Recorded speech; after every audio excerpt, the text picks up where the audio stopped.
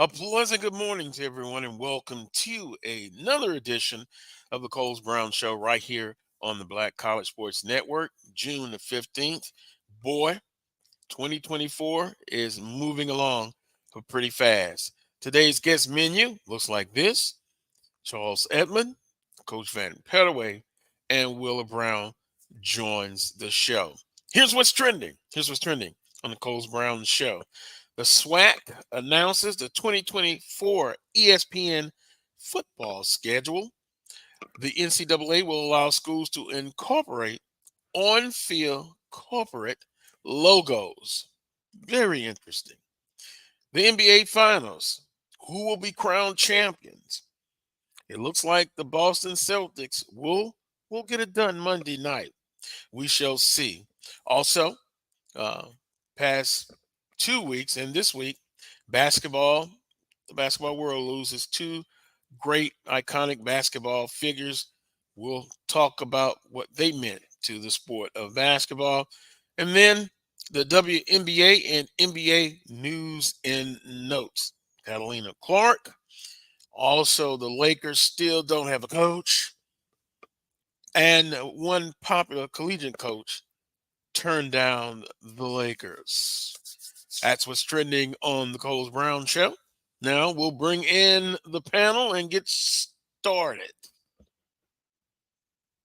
Charles Edmond representing the St. Louis Cardinals, Coach Vann Pettaway representing Alabama A&M, and A.G. Willa Brown representing the great city of Baltimore.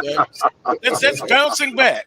And a North Carolina A&T alum and former offensive lineman. Nope, we're not going to say he's a hardliner. He will say it.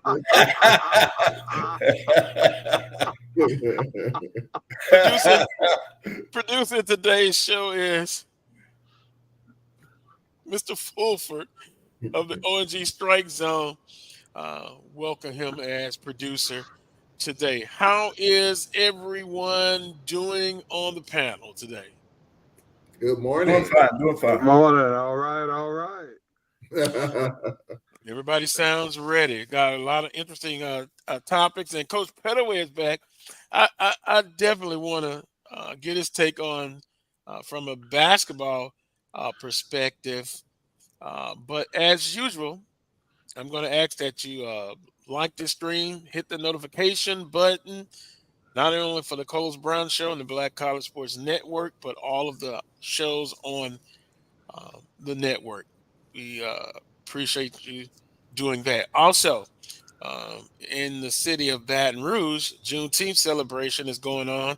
And then tomorrow is Father's Day. So with that being said, happy Father's Day to everyone. And you know, Will, Coach Pettaway and Charles, not every father is a biological father. Right. But still, they're fathers, stepdads, step grandfathers, all of those who help put together and help make the family where it needs to be. So I just wanted to say all of that as well. Well, the SWAC announces the 2024 ESPN football schedule. And guys, you know what? I know people are going to say, here we go. Carlos is going to complain about something. He's going to disagree with something. But looking at that schedule, and of course, because I'm a Southern alum, I'm looking at, and we'll put the graphic up thanks to Brian Fulford. Jackson State and Southern on September the 14th. Unbelievable. 1 p.m. Central Standard Time. Wheeler, come here. Come here, Wheeler. Oh, my goodness. And hear me out. We used to give the weather report at the beginning of this show. 98 degrees here in Baton Rouge today. September is hot still in Baton Rouge, in Jackson, in Lorman. And I know ESPN has the first rights on these television broadcasts, but my God, 1 p.m. in Jackson, you have an older population, older alums, people with chronic illnesses. And hell, if you're young, it's still hot. Hmm. It's still hot. So, it is what it is. I've already heard from some people. They say it's Carlos, much. they It's must be much. looking out for the crew. They're not thinking about their crews either because with it being on plus, I thought the start time shouldn't be a big issue because it's Well, on plus. It's not. You can move the game to later in the day. well, even if it was on ESPN, Right. it still doesn't negate the fact that it is going to be hot. Now, and I'm waiting for somebody to come in and say, "Well, oh, come on, toughen up. You're soft."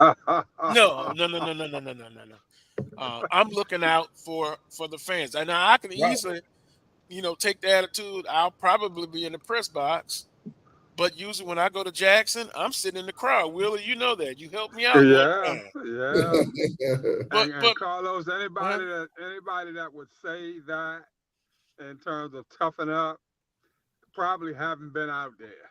yeah, Because if they've been out there, they know better. And if even if they haven't experienced themselves falling out and things of that nature, you can't help but notice people dropping in the stands like flies and hmm EMTs buzzing all around the place, like it's a mass shooting or something. Yeah, but it's tough. It's tough. I just don't understand it. Yeah. Mr. Carey said he need to reference that Graham and Jackson State game a couple years ago. It was unhealthy. That is Yeah. true. Well, So Carlos, go ahead, go Carlos, ahead.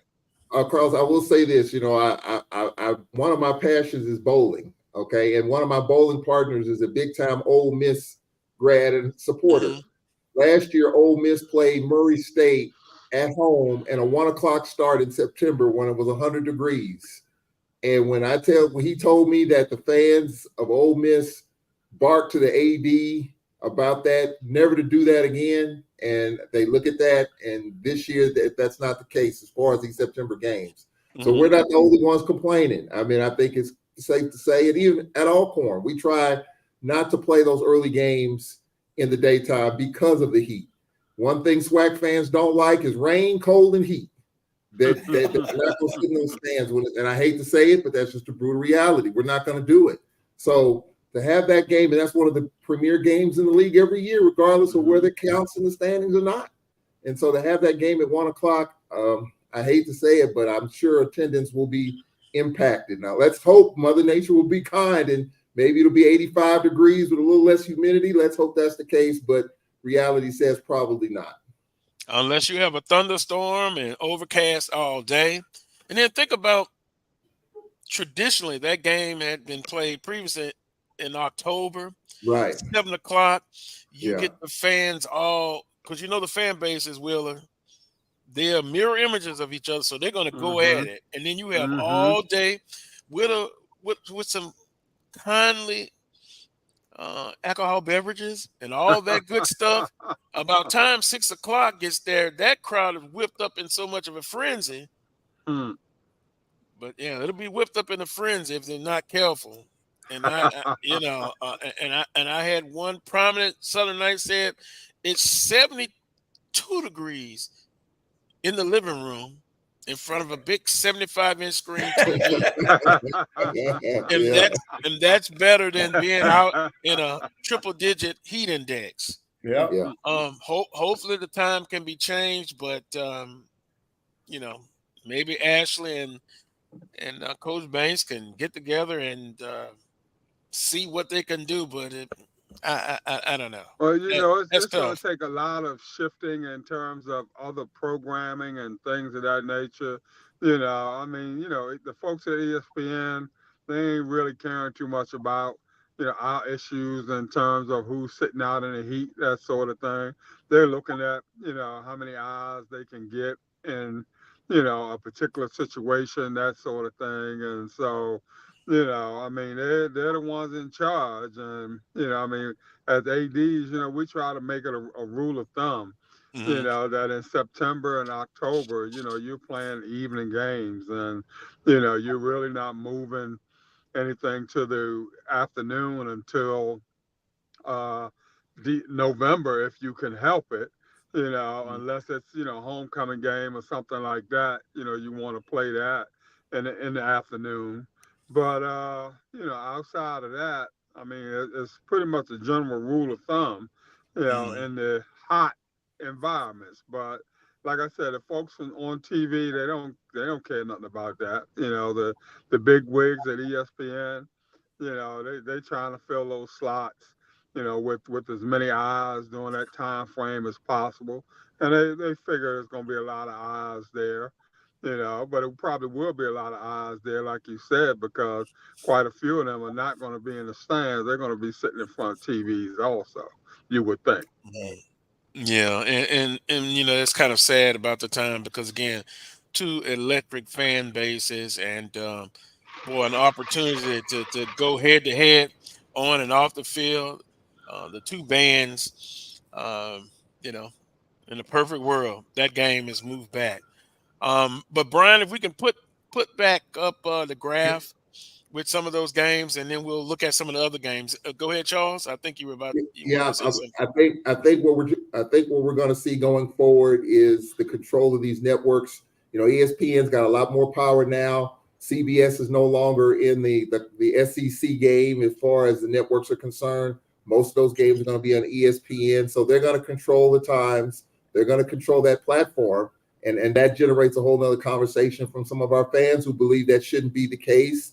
But that's going to be the case, I believe, going forward, even though some of our games are on the HBCU Go platform. But I mean, just think, you just talked about that game. Then the Celebration Bowl has been changed. So I think John Grant will say that's probably another network decision. So again, I think you're going to see some of this going forward with these schedules and these times. I think this is just probably the tip of the iceberg, and I don't foresee it changing unless. Again, we talked about this for years. Should these games be put on different platforms where we can control the times for these sort of things? So when you have a network like ESPN, which we like the platform, but then we look at the times, the games that you talked about, Southern Jackson, I'm used to that game being mid-October, 6 o'clock at Mumford, 6 o'clock at the Vet. That's what I'm used to. I think that's what we all are used to. But I think this could be a sign of the changing landscape of network television control. And Will, if I'm not mistaken, when I came for a 6 o'clock game in the past, you know, I'm used to Baton Rouge. I know west, north, south, and east. Mississippi River is west. The opposite is east. Southern University is north. The opposite is south. If I'm not mistaken, the last time, and once again, thank you for helping me out there. That sun is hitting on the visitor side. Yes, it is. Yes, And then you're talking about direct sunlight.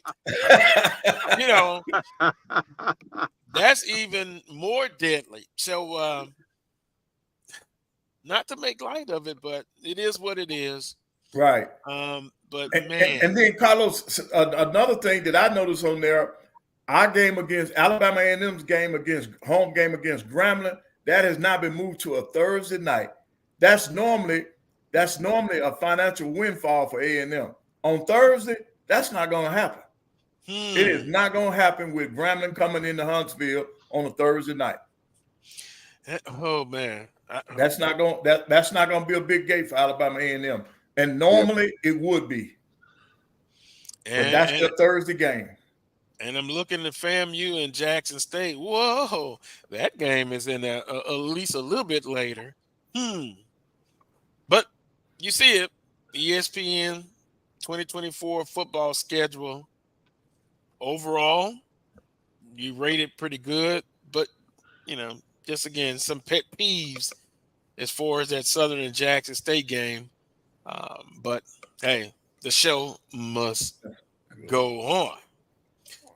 Also, the NCAA will allow schools to incorporate on-field corporate logos, Wheeler, a chance to, I guess, bring more income into the institutions. What do you think about that rule? How will it affect us, meaning the HBCUs and the smaller resource schools? I don't know that it's going to be as big a windfall as people kind of make it out to be. I mean, we are only in position to where a lot of times our schools are having only like 4, maybe 5 home games at best. And, for a lot of our schools, at least probably 2 or 3 of those games are going to be against opponents where it's not going to be a lot of eyes watching, that sort of thing. And so, when these corporations are looking to put their logos and things and advertising and things of that nature, they're taking all those kinds of things into consideration. And so if I'm one of those corporate sponsors and, I realize that, I would like to get, my advertising in front of, I'm gonna just throw a number out there, let's say 200,000 fans, but I know that, at a particular venue, that's going to be cut in half, that sort of thing, then, we're going to tailor these sponsorships to what we project the odds are going to be, that sort of thing. So I don't think it's going to be as much money for us as folk think that it should be. So, I mean, it sounds good, Carlos, and I want to call it click bites or whatever it is you want to call it. So you get a lot of clicks off of it, that sort of thing. But I just think it's it's going to be more headache than it's really going to be worth for us overall. Interesting, because I could think of maybe even if you go a layer deep, some schools maybe in the conference will have a better opportunity to bring in extra income than others. I don't want to call it big 3 because you shouldn't do that.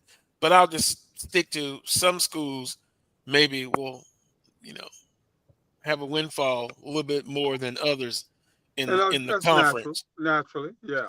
And does it come down to which institution has the better marketing department and corporate sponsorships?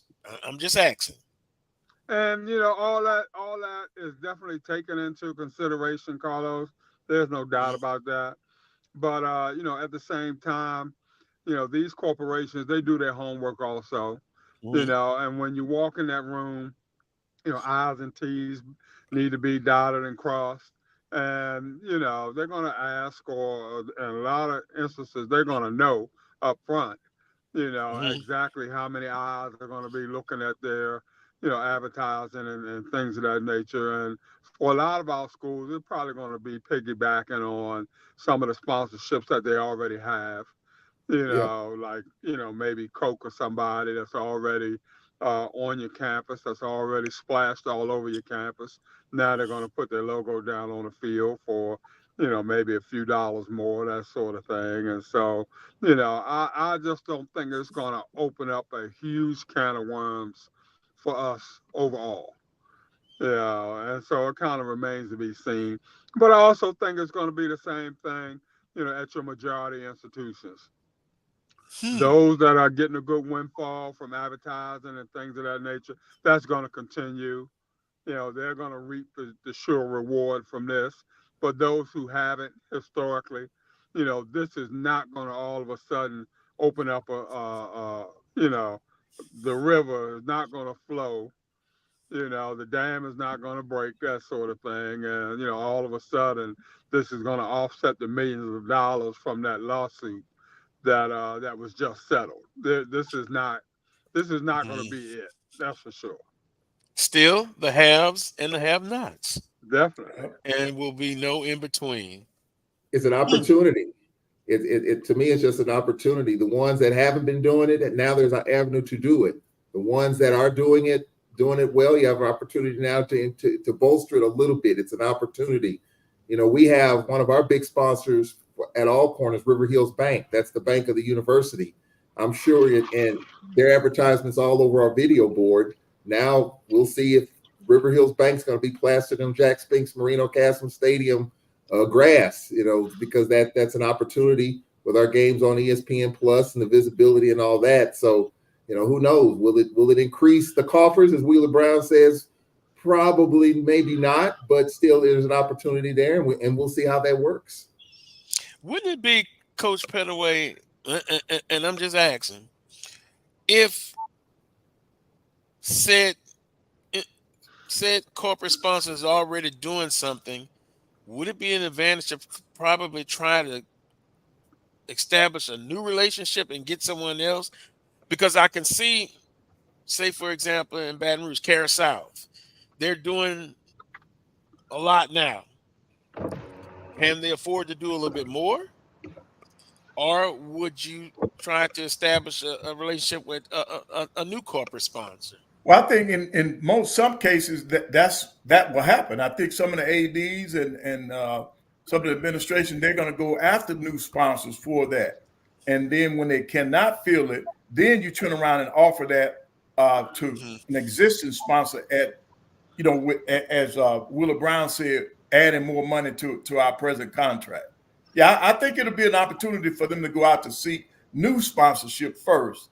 And then when that doesn't come about, then you go back to the ones that you already have a relationship with and see if they will be willing to give you more, to give them additional signage at your facility.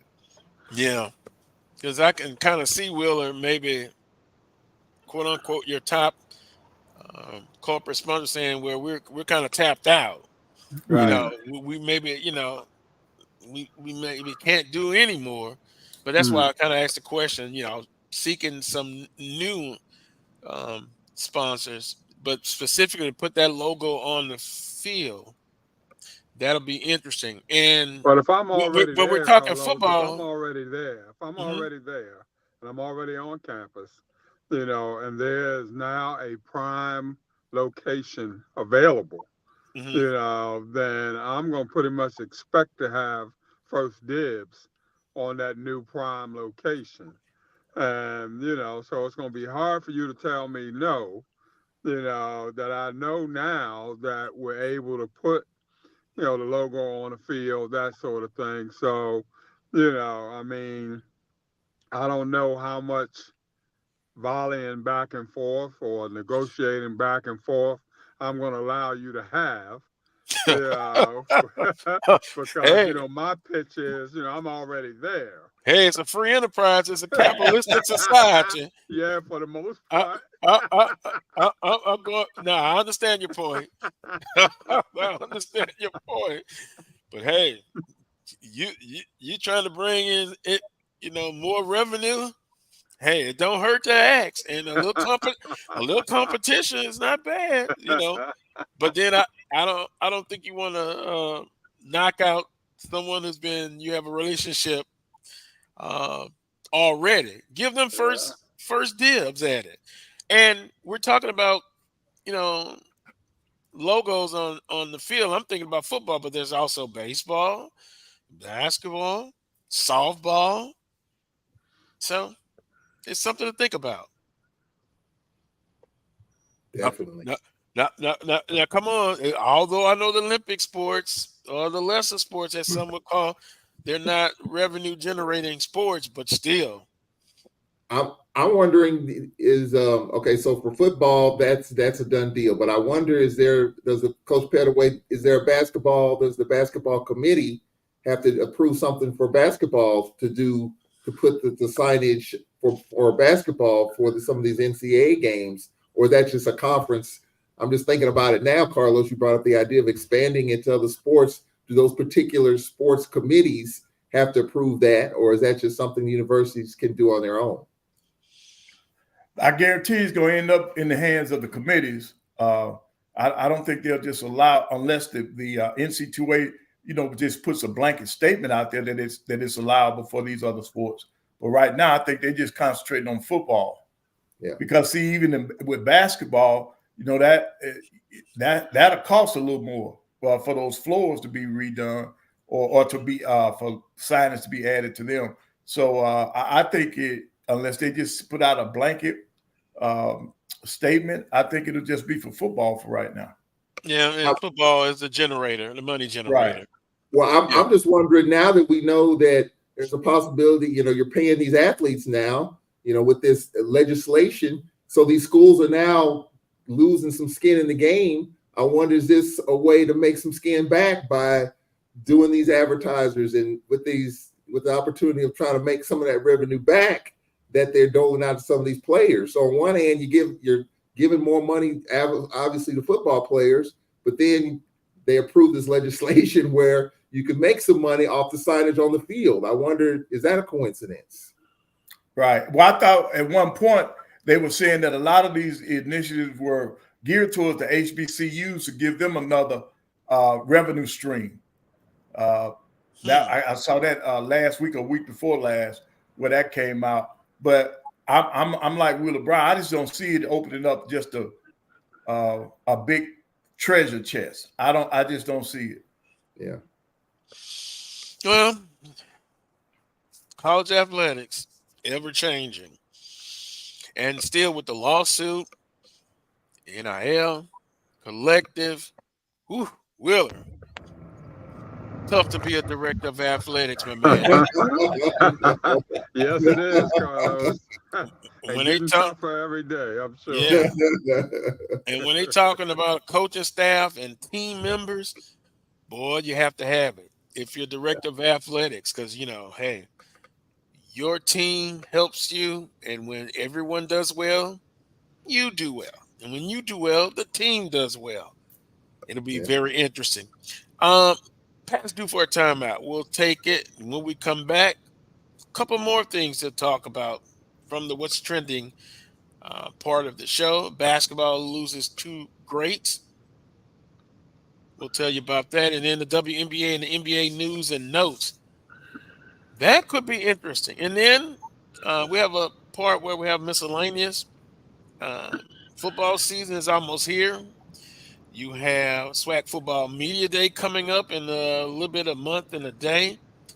New coaches, predictions in the chat room. They have something called Too Early Predictions.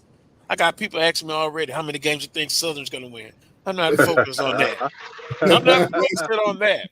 According to Carlos, they better win them all. Well, Coach Pettaway, I'm just saying.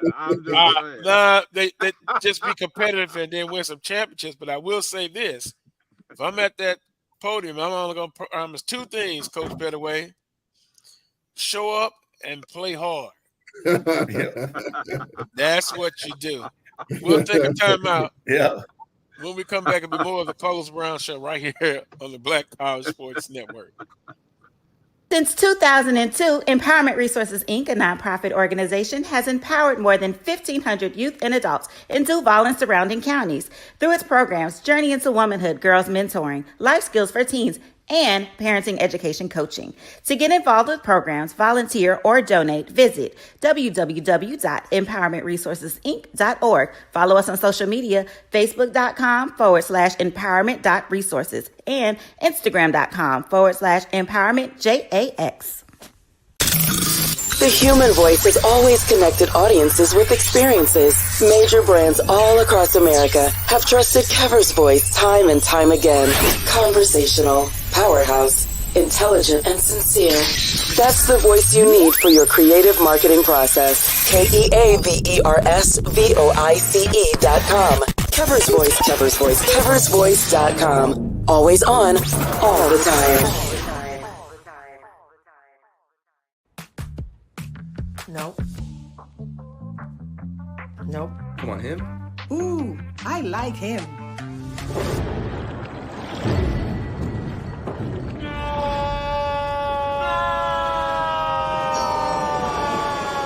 Quick, the quicker picker-upper. Bounty picks up messes quicker, and each sheet is 2 times more absorbent, so you can use less. He's an 8. He's a 9. Bounty, the quicker picker-upper. From novice to aficionado, find yourself here. High quality cigars plus personal customer service. Slow Burn is Waco's only mobile cigar lounge, featuring a meticulous, curated collection of premium cigars. Visit our website, www.slowburnwaco.com. That's www.slowburnwaco.com.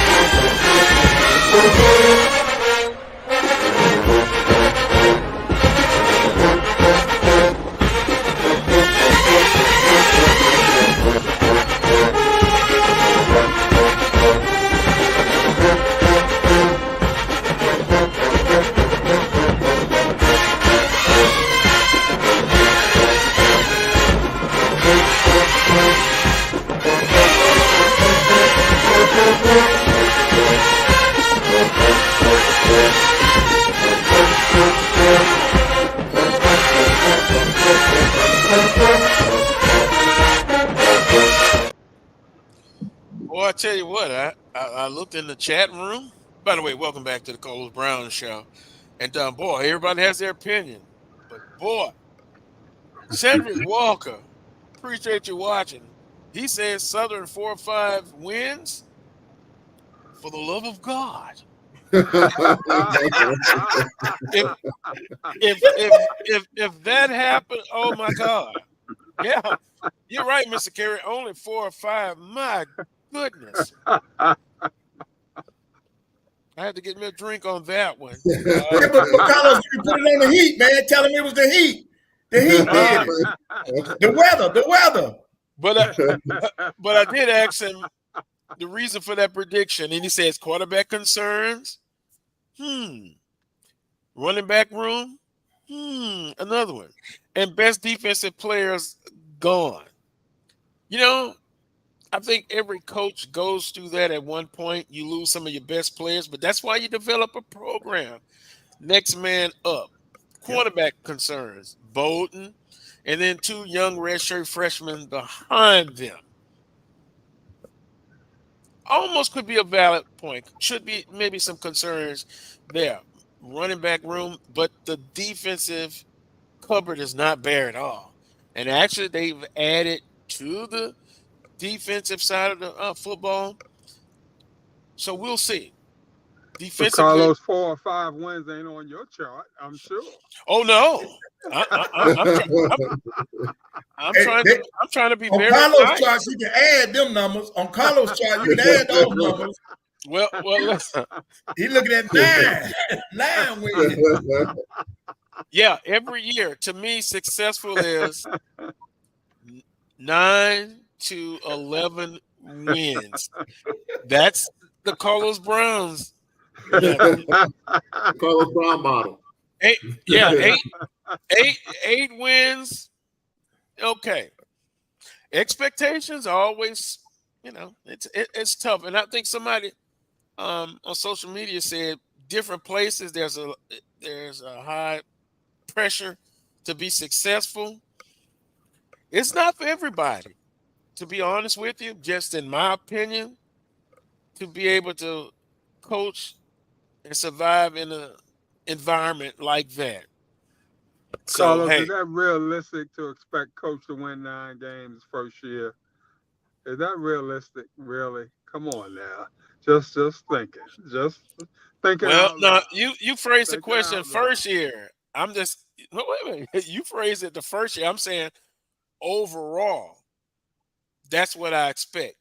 But for Coach Graves in the first year, that would be tough. 9, 8 is doable. Carlos, ain't a lot of difference. Well, Carlos, I got a question for you. You and Coach Graves, you all go way back. You know him well. What if Southern goes 7-4 and loses the Bayou Classic? Is that a success? That's blasphemy, Charles. Well, I'm just saying.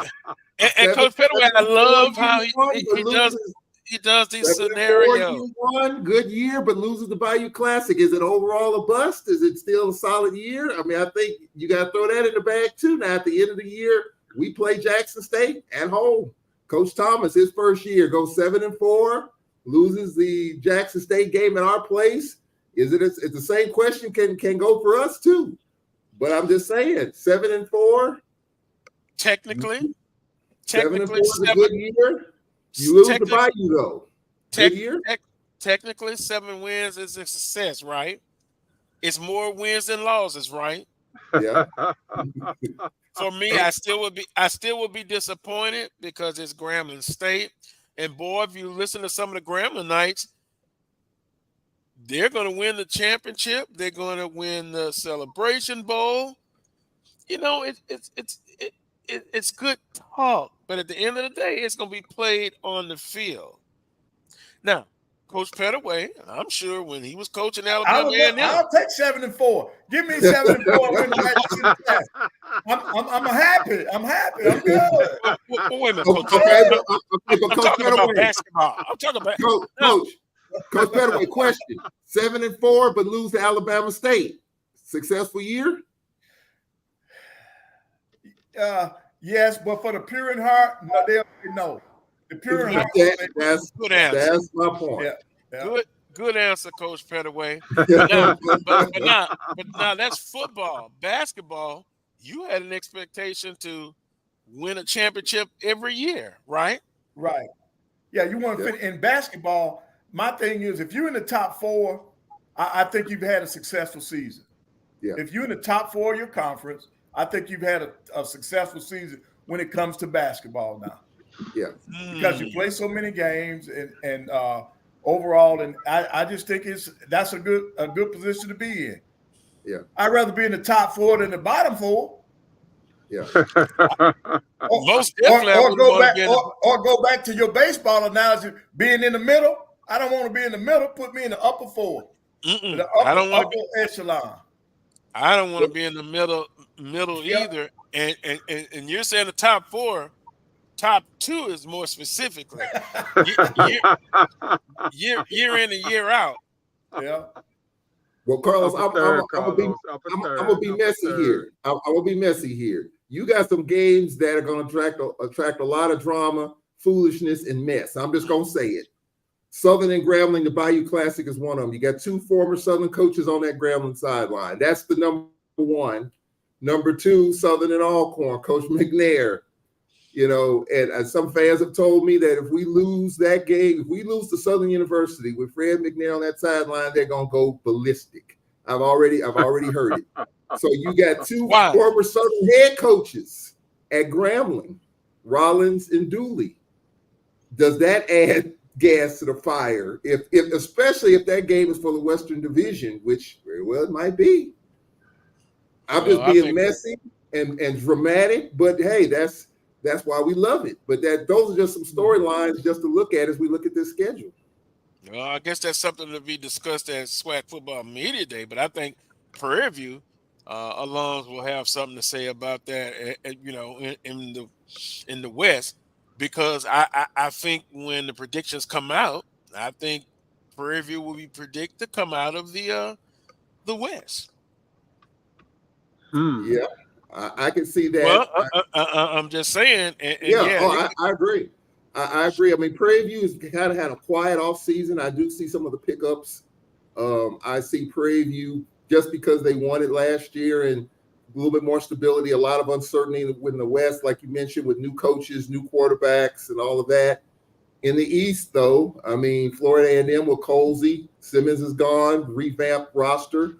What will the voters think about Florida A&M repeating as the Eastern Division champs? Jackson State kind of had a quiet offseason. Bama State with Body.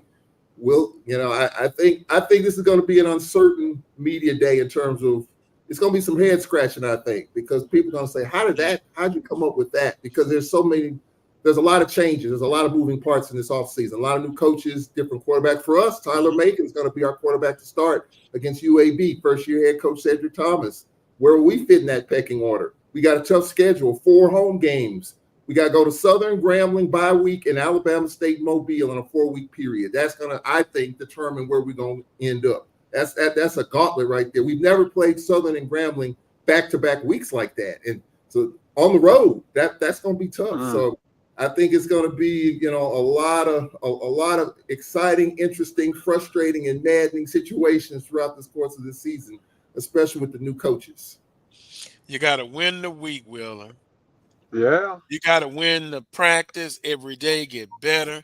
And see how I'm looking, I got one eye here, one eye there. I'm looking in the chat room. See, let me tell you something, Coach Pettaway. I often talk about Southern and Jackson State fan bases. They mirror each other. That's why when they're in the room, the energy just explodes. Jackson State fans, what Jackson State was 7-4 last year? Mm-hmm.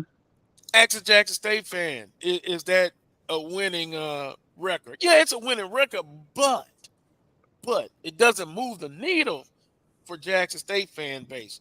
So Southern and Jackson State fan base are the same. Now, Alcorn, shame on them because Coach McNair, he's just doing a wonderful job. He's just presence at Southern University. Expectations are different. I know being realistic is one thing, but you can just look at those two fan bases and you can see 7-4, 8-3 is wonderful for everybody else. Southern and Jackson State fans they're like, wait a minute.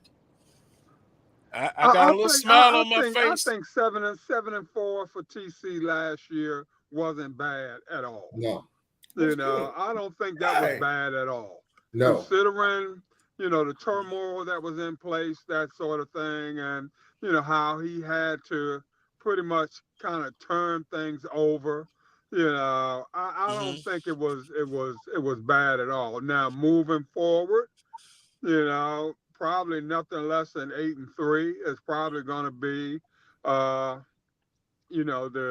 decider, so to speak. But, I just think, these first-year coaches, you got to kind of look at things from a realistic point of view. And I know our fan bases are rabid and, all the other things that go with that.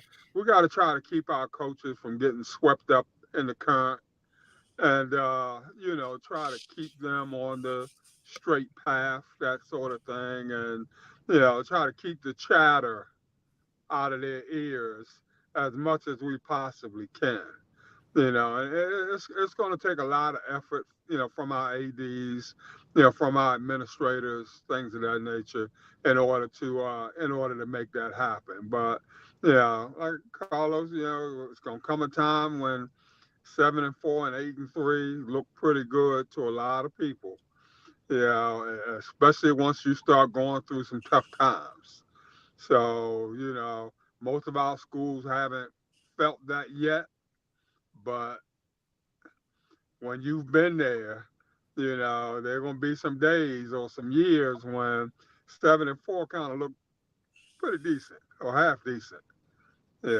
So, but it is what it is, I suppose. I think TC Taylor, Carlos, considering, and I think Wheeler Brown said turmoil, that's pretty strong. You look at over 50 players that left that roster when Coach Sanders left. I think anything, and I understand the Jackson fan base. Yes, they lost to Alcorn at the end. And one of the posts said they lost to Alabama State on homecoming. They lost to Alcorn at the end. Yes, that did sour the season. There's no question about that. But when you lose over 50 players coming in behind what Coach Sanders did and all the stuff that came with that, I think for the season that they had, yes, some disappointing losses, but I still think it was a decent first year for TC Taylor. Now, year two, he's got to come with it because all that's gone now. The wins have changed. It is definitely his group, and he's got to make it happen, starting with ULM in week 1. But I think, again, if you win 7 or 8 games, you beat your rivals, I think most of our folks are happy. But when you win 7 and 8 and you lose to your rival at the end, i.e. Bayou Classic or Alcorn Jackson or whatever the case, I think it sours on the season. And then another team we haven't talked about, Carlos, Florida A&M. You know, they are the defending SWAC champs. You know, what Colsey coming in, and I'm watching Brian Fulford's show, and Colsey's talking a lot of stuff, not talking a lot of smack, but he's confident with, you know, Moose is gone. That staff has been revamped. You know, there's expectations in Tallahassee that they want to run it back with what they got. So, you know, we'll see if Florida A&M can get it done with everything new. And I think in Colsey, I'm not going to say his defense, but, you know, I would think that he probably would need to tone it down a little bit, you know, because first-time head coach, that sort of thing. Sometimes, you know, you can put your foot in your mouth getting swept up in the current, that sort of thing. It's going to be a lot more difficult for him than he realizes at the end of the day. I think he doesn't really fully realize what he's into yet. Yeah, but he's about to find out come mid-August to late August. You know, like I say all the time, you know, Dorothy told Toto, "You ain't in Kansas no more, son." You know, it's time to get busy. You know, he's going to find that out. Sometimes you got to tone that nonsense down, not get swept up in the current. And I kind of see him getting swept up. Yeah. You know, they have, and we do the same thing in basketball. We tell those first year coaches to be cautious about what they're putting out there, because if you as the head coach on your first year, you put them expectations out there too high, then it's going to be a big letdown when you don't reach them, and then not only a letdown for you, but for your fan base also. So that's one of the things that we teach, or we attempt to teach to our first year head coaches in basketball. You know, I've often joked about it. I'm at the podium press conference, and I said it in the show, promising two things: to show up, and we're gonna play hard. We're gonna be competitive. Yep. Yeah. Yep. Now, behind the scenes, you know, I may have a different speech for a different occasion, but you know, you put yourself safe, and we've seen this in this conference before. And this person, we speak every now and then. You know, he came in and basically said going undefeated, and you saw how that worked. So to Wheeler's point, I could mention the name, but he's in the NFL now. But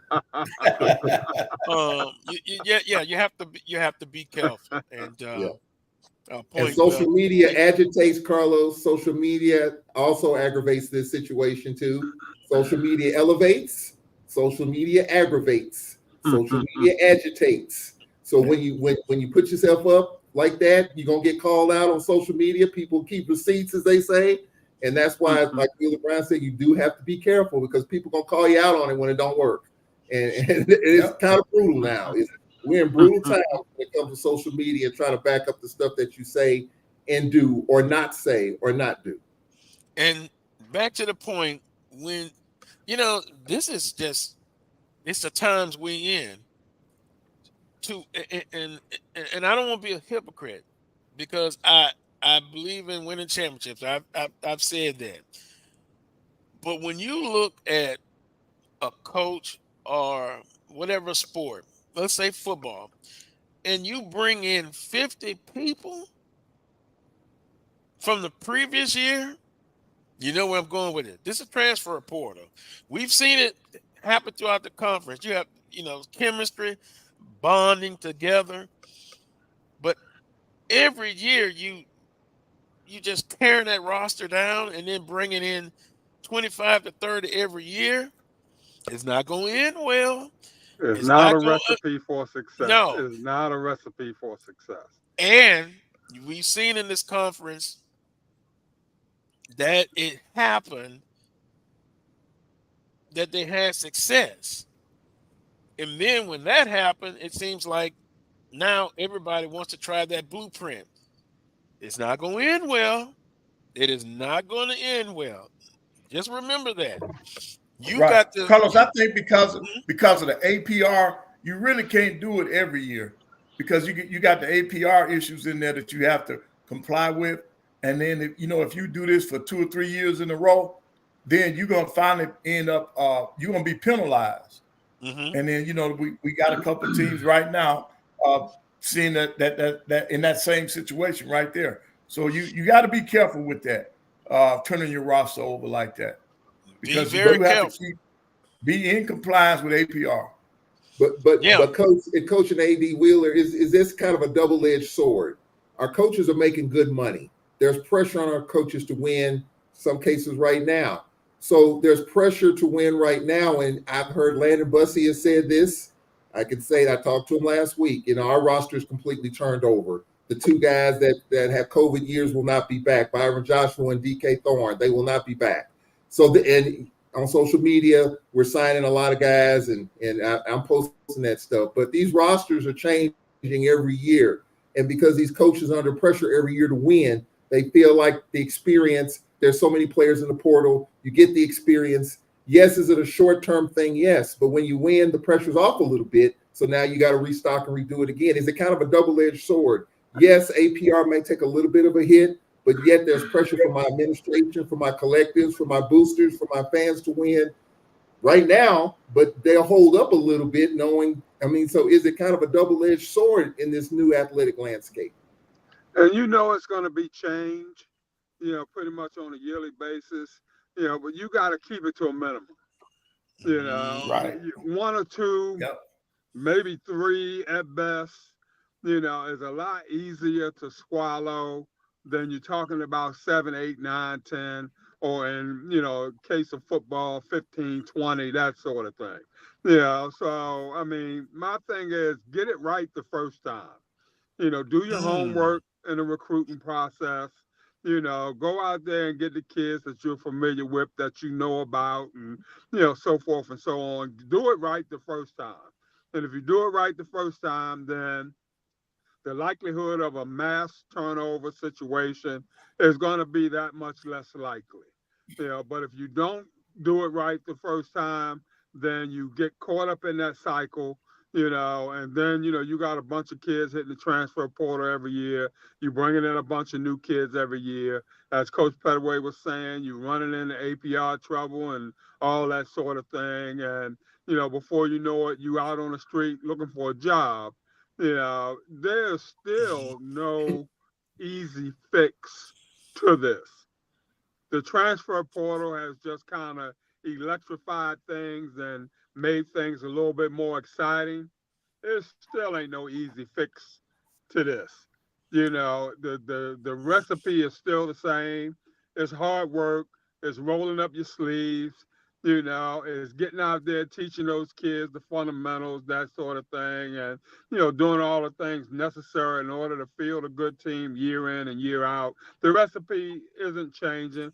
It's not going to change, and if you think you're going to go around John's Bond and, do this and do that sort of thing, you ain't doing it but fooling yourself, because in the long run, it's going to catch up with you sooner than you think.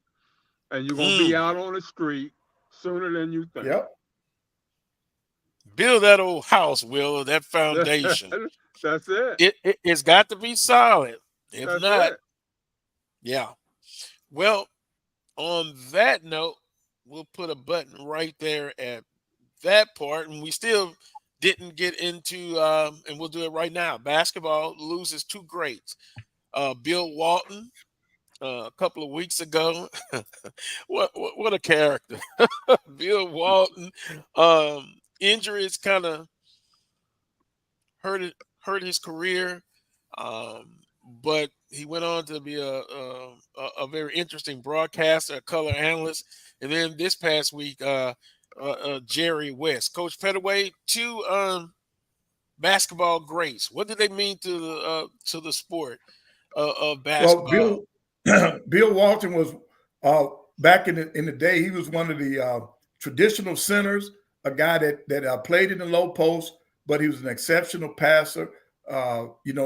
Playing for Coach Wooden at UCLA, he was a National Collegiate Player of the Year and all that. And injuries took him down. He took Portland to that one championship, NBA championship, but injuries kept us from watching one of the greats of all time, because this guy could do it all. He could shoot, he could score, he could rebound. And what I liked about him, his outlet passes were awesome. He would start a break, man, with his outlet passes from his collegiate days on to the NBA. So he was a great one. Then when you start talking about Jerry West, man, he has done it all. I think he's been inducted into the Hall of Fame at 3 different levels as a player, as an administrator, contributor. He has done it all. And then when you're talking about winning, this guy always was about winning. And then when you hear the players that have played up under him or when he was the GM, they talked about how good of a person he is and how he looked out for them and their families. And I think that's what we're going to remember about Jerry West. And, of course, you know the NBA logo, that's his silhouette. And he was just great. But Carlos, I don't know if you all were going to bring this up, but we also lost a great football coach, Doug Porter.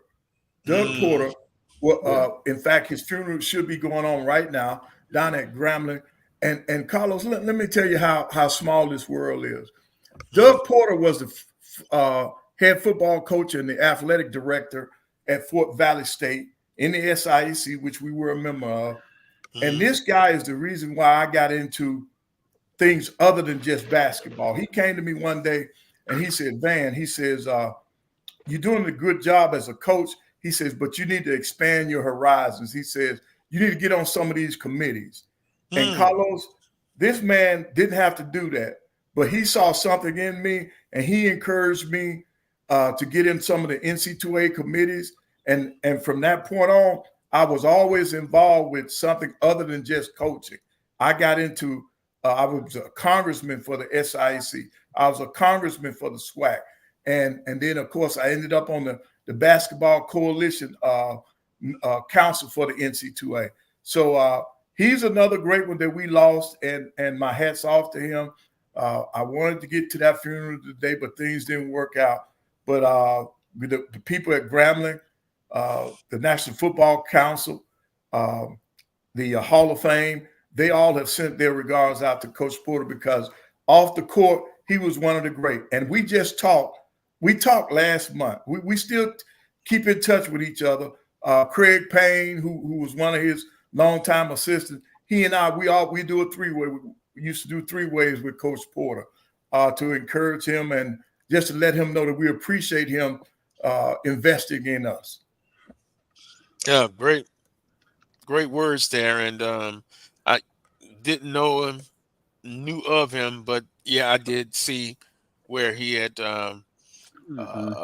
passed away. But you know, he sounds like he was a true treasure Right.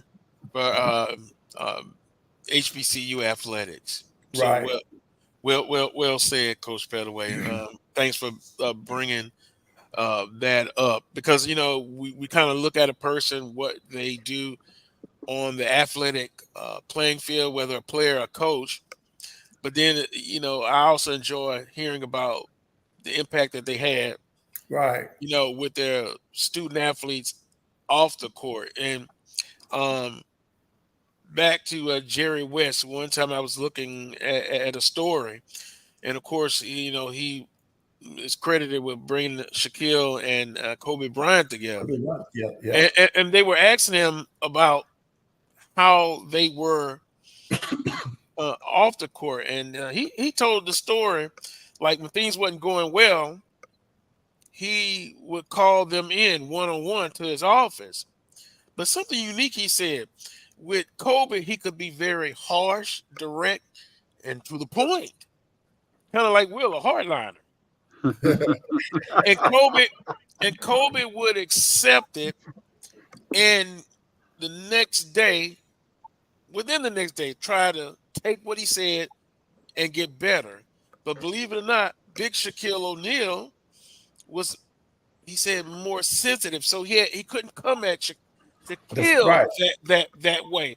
And I find that intriguing, because you know, if I look at my family with my brothers, I kind of was like Shad, you know, wearing your feelings on your sleeve, and you can't be that way all the time. So you know, that was just one of the stories. And then you know, from his athletic playing days, pretty good, and then from what I read, came up poor. And seeing that kind of navigated him throughout life and reaching back and helping other people. Right, But because he didn't have it. He didn't have right, it. If I'm not mistaken, I think he's from West Virginia, and he would he always encouraged the young guys to think about their future, to invest in their future.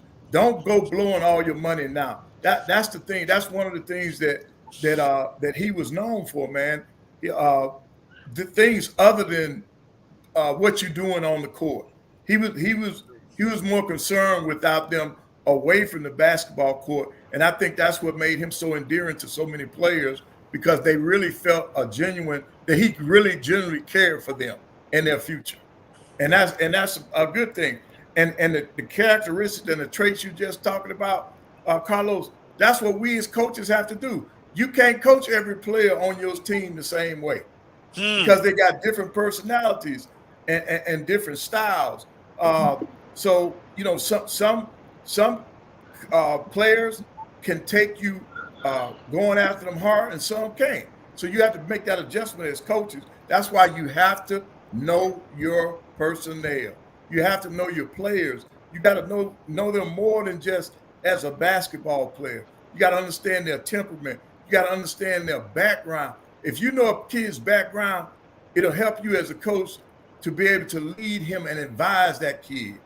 That's why you got to be invested. That's why coaches have to invest in those kids in order to get the most out of them.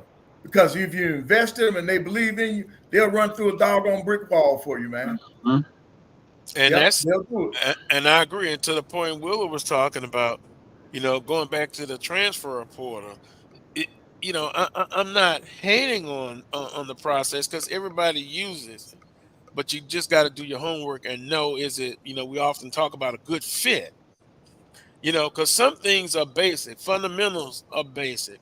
And, I've talked to several coaches and they really believe you have to do your homework because you still got to coach up that person when you get them there.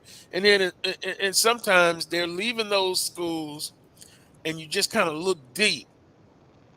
Sometimes you look at the bio, been there 4 years, 25 tackles, 1 tackles for a loss. Sometimes there's a reason why they're not playing, coming from those Power 5 schools. So just kind of keep it in context. I know, and it's one person I'm thinking about. I mean, it just blows his hair and his scalp off when he sees a 5-star and a 4-star, a 5-star and a 4-star. They're coming to the FCS level. But put an asterisk by it, is what I'm saying. It's got to be a good fit. So the Wheeler point, Do your homework. blocking and tackling, certain things don't change. Shooting, being fundamentally sound on the basketball court, softball, baseball. Just kind of be careful. And then from the academic standpoint, it's got to be a good fit as well. Yep. Majority of these kids, they're in that portal for a reason. And it ain't always a good reason. Right. A lot of times, like you just said, it's not a good fit, or some clashing here and there for whatever reason, that sort of thing. Like I said, that's why you gotta do your homework, prior to dipping your toe in the water. Because once you fully immerse in that water, it's too late. It's sink or swim. You got to make do the best you can, and a lot of times it's not going to turn out well for you. That's for sure. On that note, we're going to take a timeout. When we come back, some more basketball notes, WNBA. Miss Clark got snubbed by the Olympic Committee. Boy, you could tell when you work in the school system, I'm off for the summer. Right, Brian? You know what it is. And you get a chance to watch different things. My goodness. From the national prognosticators talking about this is unfair, that's not fair. And then the Lakers. Oh, my goodness. Coach Hurley, you're I'm smart. over them. You're smart. Stay where you're at. You don't want to get into that He circus. can call Jenny. Hey, Charles can call Jenny all he wants. They still don't have a coach, and they still don't know what they want to do. Well, Coach Pettaway, last week you were not on the show when the Lakers were trying to determine whether or not Hurley was a good fit, and Jenny Buss called me and said, "Hey, be careful." And you saw what happened. He pulled out. Yep. So now, look, the Lakers are a mess. The Lakers are a mess. There's no question about it. Hurley said money was a factor. He said it was a factor. He was going to be the 6th highest paid coach in the NBA. If you really wanted this guy, you would have rolled out more of the red carpet for him, probably paid him $15, $16 million a year. And I know people would have been upset about that for an unproven. But if you wanted this guy, if you wanted this guy, you open the vault. The Lakers have the money to do it. They haven't been known to do it, but if that's who you really wanted. But then the first thing that came to my mind, Coach Pettaway, when Hurley's name came up 2 weeks ago, what happened to J.J. Redick? All of a sudden, we pivoted real quick. What happened with J.J. Redick? I have a theory. I think J.J. Redick, yes, he wants the job, but he doesn't want to ruin that LeBron relationship with that podcast. The podcast is going to go away if he gets the job. Looks like he might be the front runner again.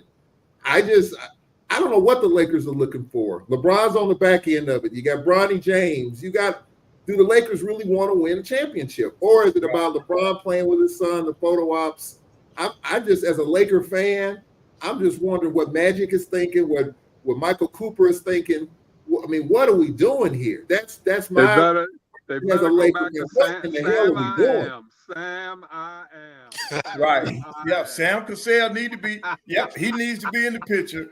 But with JJ Redick, I think word is that Anthony Davis didn't want JJ, so that's why that's what held that up. Why? But now at this smart point, move, Anthony. Yep. Why does he not want him? I'm not sure. Now they have no choice since Hurley, because what they did, they said, okay, LeBron wants JJ. Anthony doesn't want JJ, so we'll go Hurley. Now Hurley has turned them down. Now they're back to JJ. There's a word called culture. Charles, there's room on the train for Miami. See, none of this foolishness is going to go on in Miami. Because it's Pat's not going to hear it. Strict discipline. Pat is not going to hear that. Now my best friend doesn't like Pat Riley. He says he should retire. But the Miami Heat have another problem, though, in pivoting. Here we go. Wait a minute. Hold on, Charles. Let's go to a timeout. We're going to come back to this. Let's go back. Yeah. Miami may have some problems like all organizations do, but they don't have that foolishness. No, they don't have that problem, but they got another problem. Oh, yeah. Might be even bigger. We'll come back and talk about that. And then also in hour number 2, we'll talk about a little bit more of the predictions coming up at SWAC Football Media Day. You're watching the Carlos Brown Show right here on the Black College Sports Network. We shall return. Itchy, squirmy, scratchy, family not getting clean? Get Charmin Ultra Strong. Go get 'em. It just cleans better. With a diamond weave texture, your family can use less while still getting clean. Goodbye, itchy squirm. Hello, cream bottom. We all go. Why not enjoy the go with Charmin? At Hampton Law, our primary goal is to provide non-traditional yet effective solutions and redefine the approach to client legal concerns. As your trusted legal advisor, we believe in sophisticated, personalized services that eliminate the confusion and complexity sometimes associated with legal matters. Our high standard for client care and concern, coupled with our extensive legal knowledge and skills, make Hampton Law a resource focused on the protection of the client's interest and overall goals. We value our clients and truly enjoy working with them. Visit thamptonlaw.com to conveniently schedule an appointment online. Tamika Hampton Esquire, 1631 Rock Springs Road, Suite 336, Apopka, Florida. 407-494-1471. thamptonlaw.com. Nope. Nope. Come on, him. Ooh, I like him.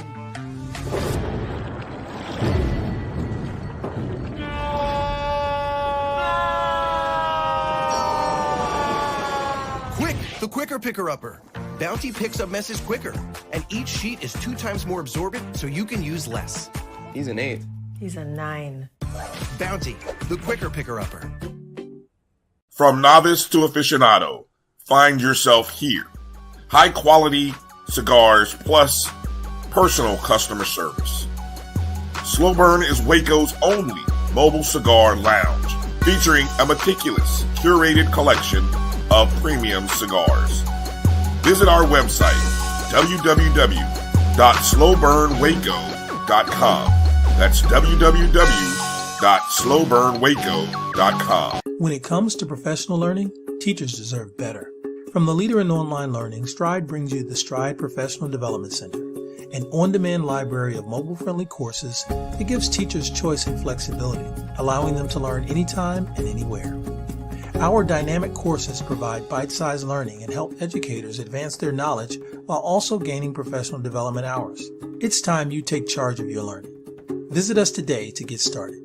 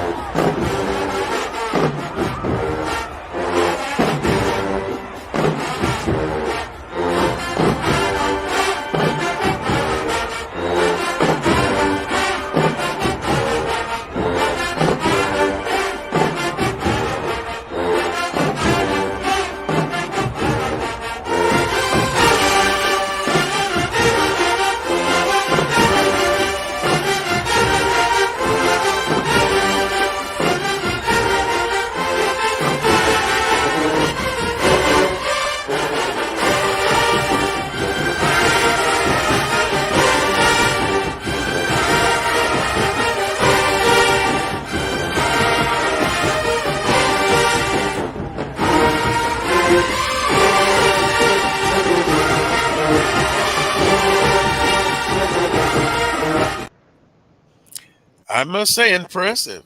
The sonic boom of the South. Although we did have a complaint, an Alabama A&M band. We must get it on on the show, and we'll try to incorporate everybody's. How about that, Brian Fulford? On the OG's show, I don't think you'll hear the jukebox on that show. But look, the hardliner that I've been accused of. At least I have multiple bands on there, but I can do better. Welcome back to the Coles Brown Show. Coles Brown, Coach Vann Pettaway, Willa Brown, and Charles Edmond. Before we get back to Charles giving the reason why Miami has problems, you see how crafty he is? It was about the Lakers, but see how he deflects and now wants to go to Miami. No, I'm not trying to deflect. No, sir. No, sir. No, sir. I'm owning as a Laker fan, just like I'm a Rams fan with Matthew Stafford, and I was concerned about that. They won the Super Bowl. They went all in, and they've stunk ever since. Yeah, they made the playoffs. So, yes, I'm a supporter of my team, whatever that team is, but I'm a hardliner when it comes to being a fandom now. I'm wearing this Cardinal jersey. The Cardinals have stunk. We're playing well right now.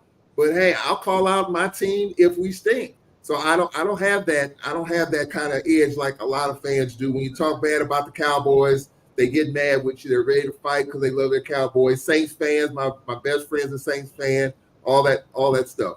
But I'm saying about the Miami Heat, the Heat have another problem. It's not front office. What are you gonna do with Jimmy Butler? Right. What about we're gonna what do about about what we're Jimmy going to Butler? do?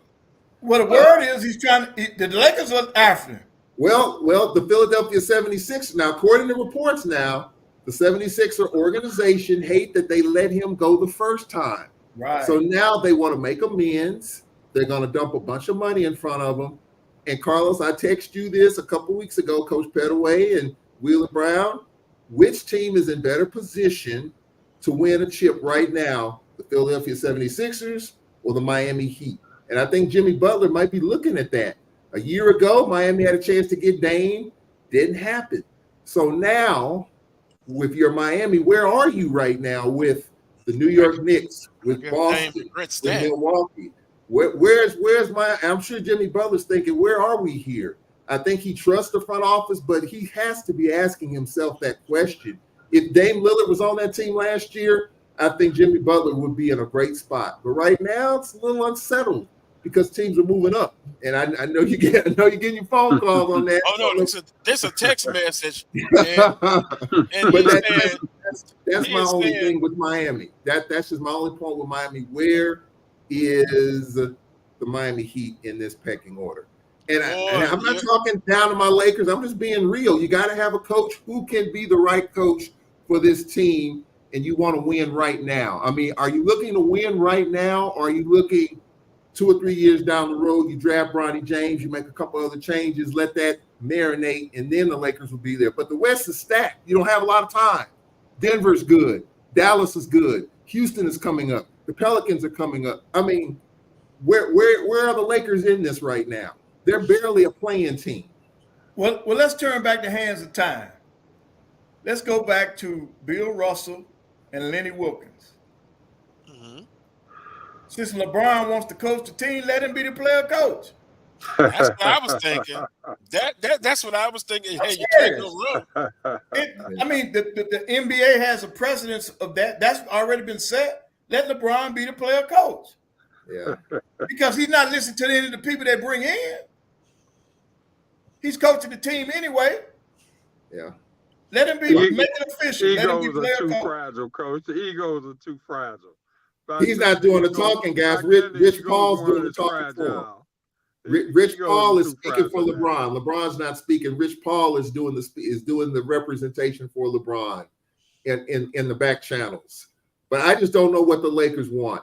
You know, I don't know what the Lakers want to do, when they want to do it, how they want to. I just don't know. And I think with the Clippers getting their own new building, you know, right now the sports dollar in LA is tight. The Dodgers are good.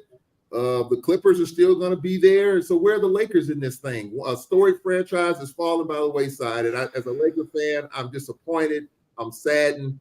And I don't know, as far as the coach goes, what would be a good fit? Well, I got to go back to Jimmy Butler in Miami. If you want to know something, ask me. and all of this conspiracy theories about Jimmy and Philly, you know what?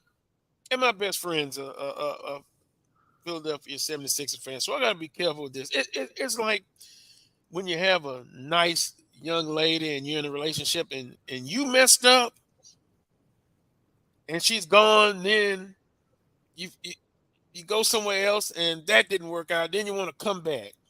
Philly, goodbye. No, sir. Joe Embiid told them they were crazy as hell for letting Jimmy go. So that's not going to happen. Get that out of your mind, Charles. Yeah, you're right. You're trying to start mess here. No. Okay. Jimmy to L.A. Oh no! Come on, be honest. Think about that. You're repeating what you heard about that. To L.A. No. He's gonna be in Miami. You can book it. He's gonna be in Miami. And now the other part, who's closer?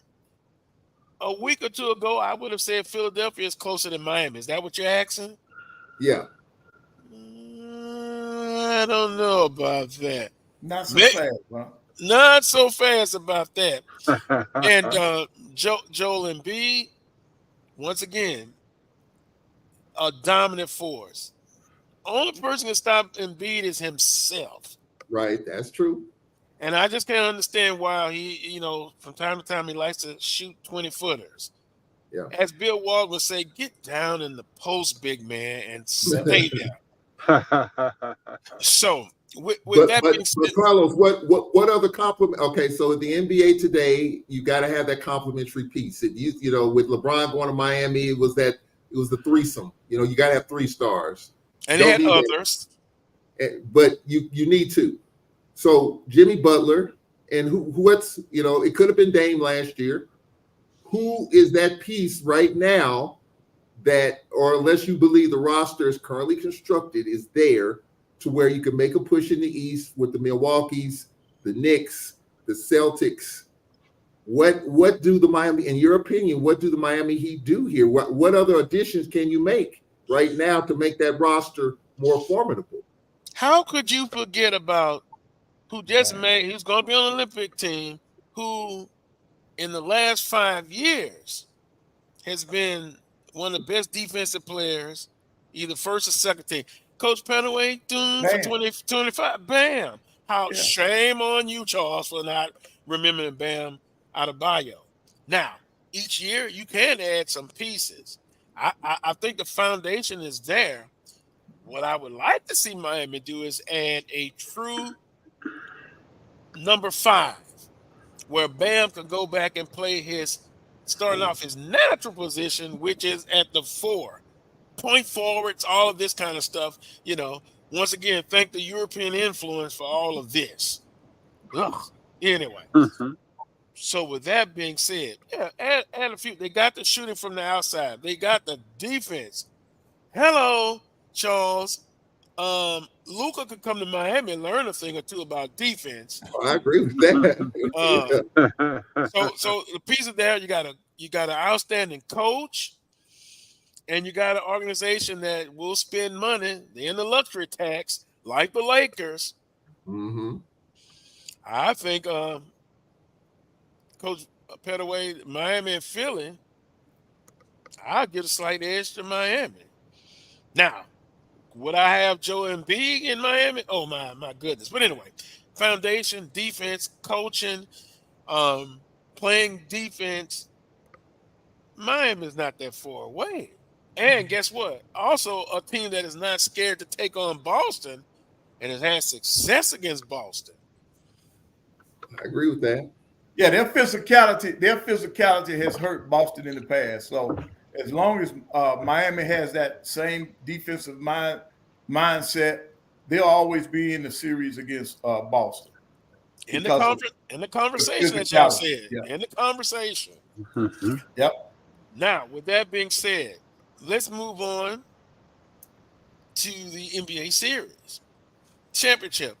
Boston laid an egg last night. They got whipped by, but it's just going to make it Monday. Monday's going to be interesting to say the least. All the national prognosticators, and let's go back to the panel. Who did you have winning the championship, Coach Pettaway? Well, no, eventually now, I mean, between this series, I said Boston. Okay, just refresh my memory. Right, in this series, I said Boston would win it because I thought they were deeper. They played, they defended well, and offensively, they shared basketball until last night. Now, last night they couldn't do anything. They couldn't put it in the ocean. Right. But I don't see this series going.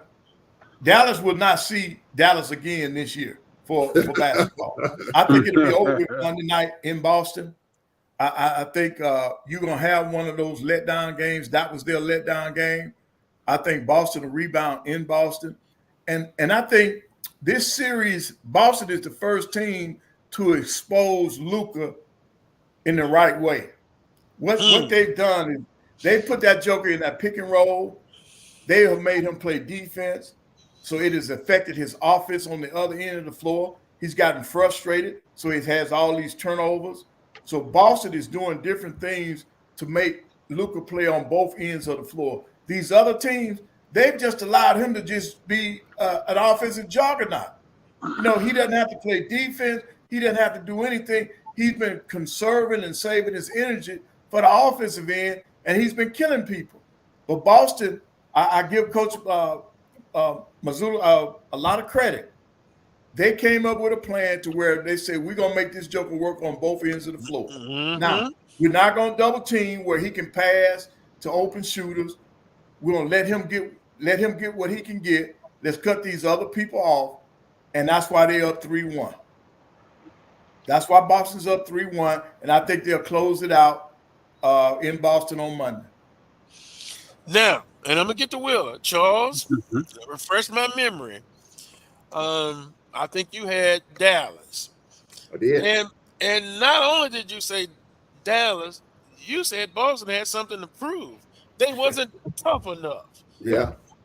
Because Miami, Jimmy was out with an injury. Some Indiana, same thing. With that being said, you have the opportunity now to tell us why you were wrong. I think the Boston Celtics have more in the arsenal than Dallas. Their bench is deeper. Their bench is better. And I think that, look, you got to give Boston a lot of credit. It's not a bit about Jason Tatum. I thought Jason Tatum at some point is going to have to, and I thought last night if Boston was going to close it out, I was going to text you, Carlos, and say before the game, like, I think this is a Jason Tatum moment where he's going to get 40 and he's going to erase all those doubters. Well, that didn't happen. Boston didn't wrap it up last night. But the Boston Celtics just have more off the bench than Dallas does. I think Boston just didn't have it last night. The game was over effectively in the second quarter on. I'm sure Boston could probably taste the champagne last night, hoisting that trophy. It didn't happen. But, Boston just has a deeper team. They just didn't bring it last night. Dallas had everything going. Dallas was not going to lose last night, and now it's on pressure. The pressure's on again for Dallas to go to Boston and get it done. It's going to be really tough. That blowout, if nothing else, is going to inspire the Celtics to wrap it up at home on Monday night. I think if it was a close game, you could say this could be a grinder, but that was kind of likelihood embarrassing if you're a Celtics fan. And I think they're going to come out at the Garden on Monday night ready to go. And if Dallas doesn't throw that first punch, you can have the same kind of results Monday night that what you saw last night. So I picked Dallas because I thought Luka and Kyrie would carry it. I didn't think Jason Tatum, if he didn't step up. But that bench really underestimated for me. That bench is with White and those other guys are really, really good. And so I think that was the difference. But, the series extended another couple of days, and we'll see what happens. Well, before I have a rebuttal to that, Wheeler, I remember you saying you wanted a good competitive game. Didn't have a dog in the fight. Yeah. But, I will admit that Boston has done a good job pretty much game planning, for this entire series. They've done a good job of pretty much imposing their will, on Dallas and playing a better brand of team basketball. And, the other night was just an anomaly. I think somebody in the chat room said Boston just wanted to win it on their home court. So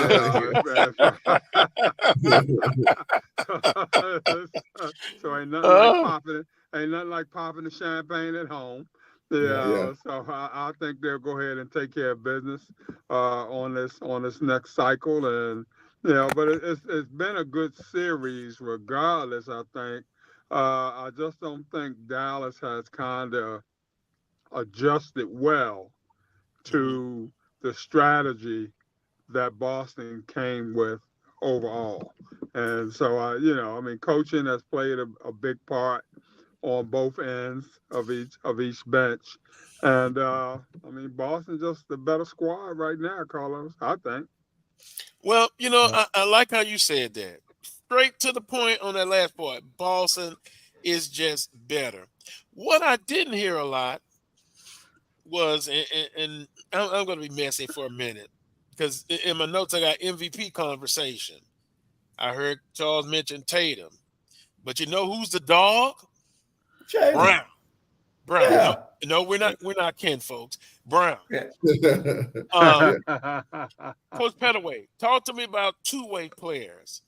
Luka, Kyrie Irving,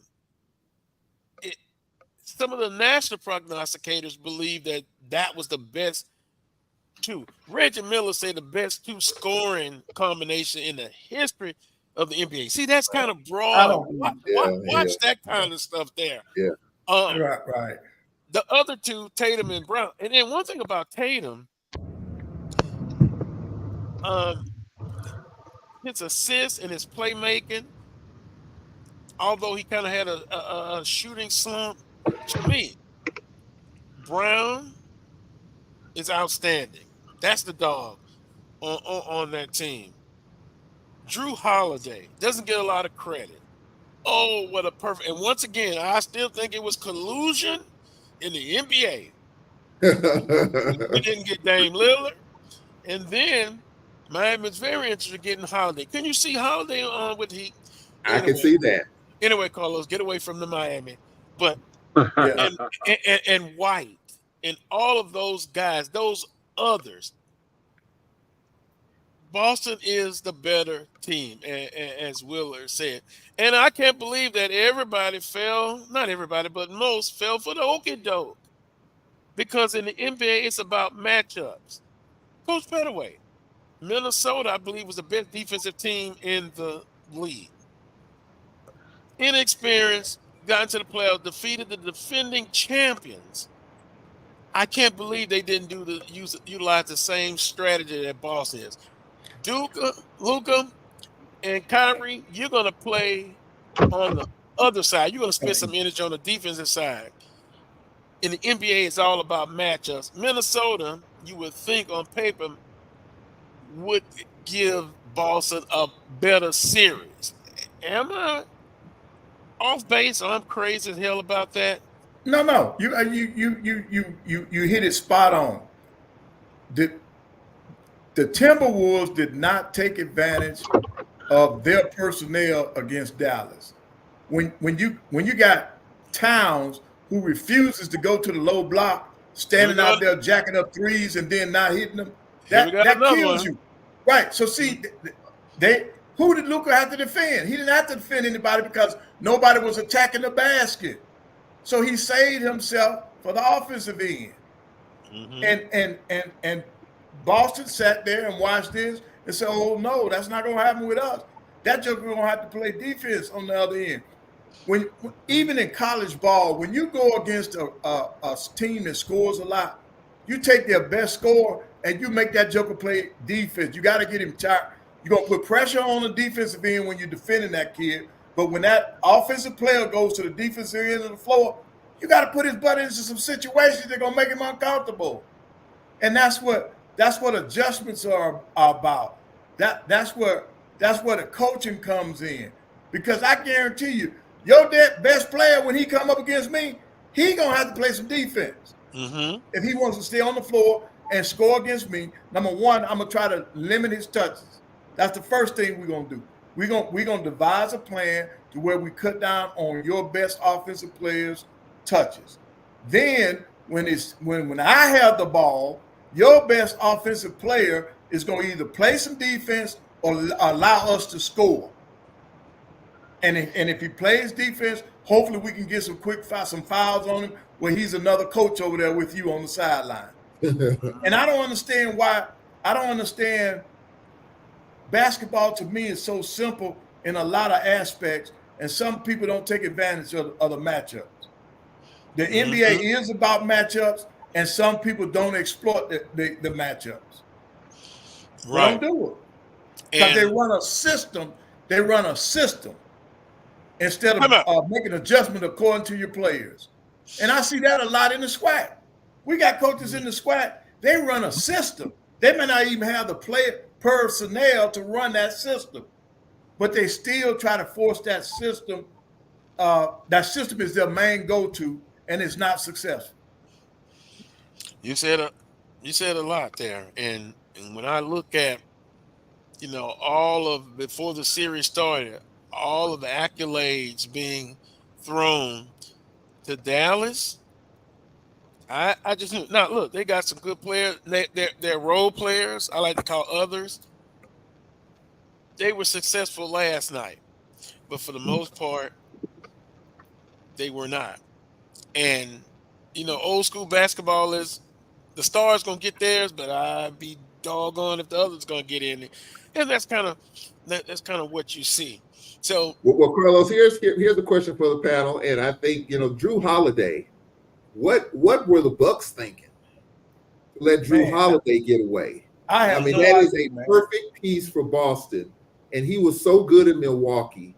What were the Bucks thinking to let Drew Holiday get out of the building? I mean, but Charles, didn't they have to do that to accommodate Dame?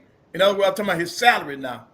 Yeah, I agree with that. Yeah, right. I'd rather have Drew Holiday or James Lillard, I guess. But I just thought Drew Holiday's been the guy. I mean, he was good at Milwaukee, and he's been terrific for Boston. I mean, Brad Stevens has got to be one of the MVPs if they wrap this thing up, because building that roster and the coach and the fire behind all of that. I mean, to get Drew Holiday, that was a heck of a pickup. Right, and then everybody now is making you Drew Holiday is making the Celtic fans forget about Marcus Smart. Everybody was up in arms about them letting Marcus Smart go, right? Yeah. Okay. You still got a tough-minded, pure point guard that can get it done. He plays great defense. He sets the tables for those other guys. When those other guys are not going, he can get his too. See, the difference is Boston has 5 people that can score the basketball. Look at Tito Horford. What, he's 38, 39 years old, still playing like he's a teenager. Yeah. He's shooting that thing. He's rebounding. He's hustling. He's making all the 50-50 plays when it comes to the paint. And then you got to think about this too. Boston is doing all this with Porzingis on the sideline. Yeah. They've only had him for 2 games in this series. He's on the sidelines. One of their starters now. Yeah. So that just shows you how deep Boston is. That roster, that's a deep roster. I think they're saying some of the midseason trades that they made are really being big for them right now. That's why that roster's so deep. It's going to be interesting. Brown, a huge contract. Tatum's coming up pretty soon. Woo! You talking about just throwing letting the money rain down. $300 million between those 2 guys, Carlos. $300 million between Tatum and Brown. That's how much it's costing the Celtics. And if they wrap it up Monday night, it's well worth it. Yep. It's well worth it. But long term, not even long term, somebody's going to have to go. Yep. Eventually. Yep. See, they won't keep this roster together too long because they do have to pay Tatum, and they've already paying Brown. So they're going to have to give up. So one of the pieces that's been helping them win, it's not going to be there, man. It's not going to be there enough. And that's the bad thing about the NBA. Because of the money and the salary cap, that's why you can't keep dynasties in the NBA now, because you can't keep the same players. Yeah, and that luxury tax. Right. $1.50 over. Oh, my. That's going to be a lot of money. Edwin says he believes Philadelphia is more, so I guess he disagreed, closer to a championship than Miami, because he basically said that Philadelphia is closer. They have the next superstars. Superstars in plural, right? Right. Talking about, yeah. Oh, wait a minute. Who's the next superstar? Maxey. Maxey, yeah. But where's the others? Embiid, Maxey, and what, Harris? Up and coming superstars. Embiid is the superstar now. Yeah. Okay, I got you. Probably thinking Maxey. Maxey is the next. You can say he's the face, one of the faces of that franchise. Yep. Mm-hmm. No, I agree with that part. Yeah. And Philly is in the same mode as Miami. You know what that is? They're not talking about winning a championship 5-6 years from now. They're in the mode to win now. Yeah. The East is a little bit more vulnerable. I mean, Boston's going to be there, but other than that, you got Milwaukee. You don't know if Giannis is going to be happy 2 years from now. The East is kind of a little more vulnerable. Miami's going to be in the mix. Milwaukee, you just never know. I mean, the Knicks. So I think the East is a little bit more vulnerable. The West is stacked. The East, you got a lot of moving pieces there. So you got to get in when you can and try to build that roster to where you can be stable for the next few years. And that's probably what Philadelphia is doing. And Miami definitely is going to be in that mix. But, we'll see if that continues. Yeah, and when you talk about the West, now early on, Charles, you didn't mention Sacramento. You didn't mention OKC. Right, yeah. And then Memphis, if John Morant gets his act together, they could be up and coming. And then, of course, Denver's going to come back. Denver will be back. And depending on what they do out in Phoenix has a shot of being pretty good next year. And then if Zion Williams doesn't blow his weight up over the summer, the Pelicans may be in the mix again. Yeah. I hate to say it, Carlos, but if the Lakers don't get their together, they may not make the playoffs next year. So I heard some people say they're a play-in team. I'm not even going to say that. If the Lakers don't get it together, they may not make the playoffs next year. And it'll be a sad pity, as some of my older friends would say. It'll be a sad pity to see the Lakers not make the playoffs. They won the play-in tournament, but where are they right now? Yeah, well, I think they still make the playoffs. That would be drastic. LeBron is still an outstanding player. Let's do this. 12:46 Central Standard Time. Let's take a timeout. When we come back, we still got to talk about the snub with Caitlin Clark, and also early predictions. SWAC Football Media Day. I'll just put it out there. Prairie View will be picked number 1 in the West, FAMU in the East, but that doesn't necessarily mean it will go that way. It's just for conversation. A lot of people want to crown champions in July. Social media, Grambling State. With a first-year coach, they're going to run the table almost. I'm going to be smart. Southern, show up and play hard. We'll take a quick time out. You're watching the Coach Brown Show right here on the Black College Sports Network. If you think all pads are exactly the same, think again. This is Always Ultra Thins reinvented with the Always Triple Protection System.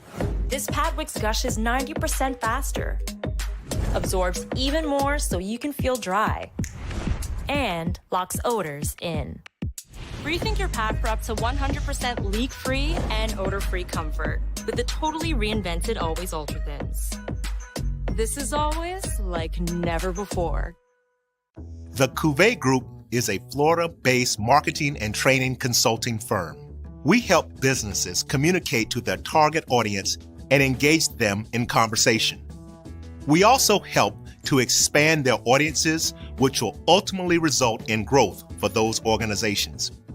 In addition to being a certified constant contact specialist, my colleagues and I are also certified in John Maxwell Leadership Principles. We use these proven principles to conduct workshops, training, and private coaching sessions for individuals and companies looking to take things to the next level. Contact us to schedule a free consultation. Issues today, don't delay, call Cuvée. As technology continues to bring changes to the world of education, it's time we also reimagine teacher professional development. Gone are the days of one-size-fits-all learning that can only be accessed at a specific time and place. The Stride PD Center is an on-demand library of mobile-friendly courses that allow educators to learn anytime and anywhere. Our dynamic courses provide bite-sized learning and help educators advance their knowledge while also gaining professional development hours. The best professional development plans are those that include a level of flexibility and choice for educators. Whether you're a teacher, school, or district, visit us today to take charge of your learning.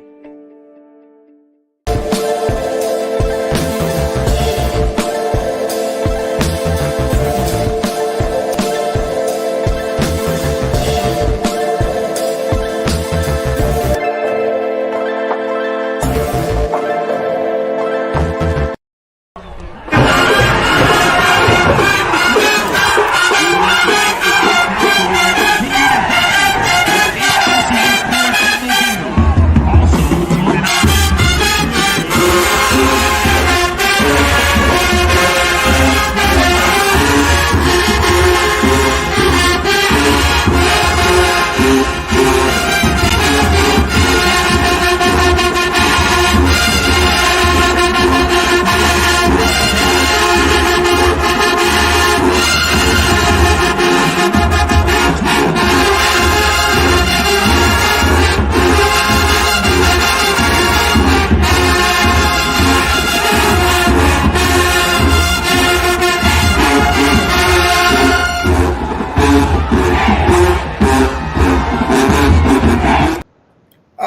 righty. All righty. We Brian Fulford, you get A's, my man. You get A's, Brian.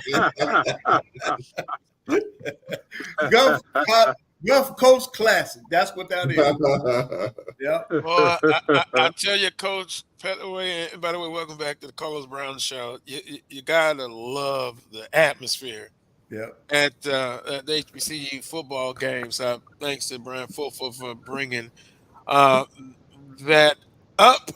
Caitlin Clark, Olympic snub, and we got about 12 minutes left in today's show. Coach Pettaway, I don't see it as a lot of snub. conversation. Right. It's been a lot of conversation, but me personally, I don't see it as a snub because the past Olympic teams have gone with the WNBA players that the seasoned WNBA players. I think Candace Parker may have been the last rookie to be on the Olympic team. So I don't see it as a snub. I would agree. Wheeler, Caitlin Clark, and the national shows talking about it's never been about that. It's about what she brings as an advertising perspective. But I got to agree with Coach Pettaway. You know, first and foremost, winning the gold. Oh, well, they've won the gold medal every 4 years for the last 28 years. It's still about first priority. Yep. The coach put it best when she said, you know, it ain't about the fans in the stands and all that sort of thing. It's about the best fit and finding the best 12 players, you know, for the particular team and just getting it done from that aspect. So it was so refreshing to hear the coach say that. You know, we ain't playing for clicks and all that sort of thing and stuff. We don't care about who's watching and all that sort of thing.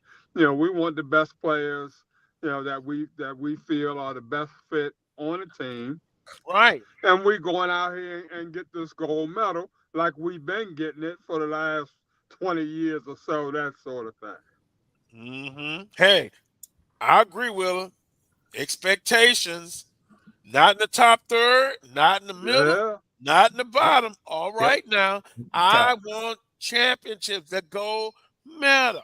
Yep. Right. Yep. Caitlin Clark will have her opportunity. There's no question about it. She will be making an Olympic team in the near future. I get the whole thing of, you know, you want to ride the golden goose because right now people are packing the arenas to watch Caitlin Clark. They're not packing the arenas to watch the Indiana team. They're packing the arenas to watch her.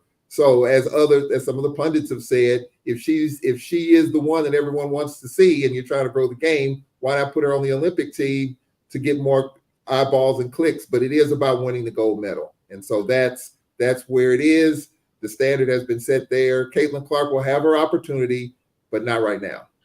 Right. And then what, you know, and the sad part about it that I hate, too many people making it a black-white issue. And I don't like that.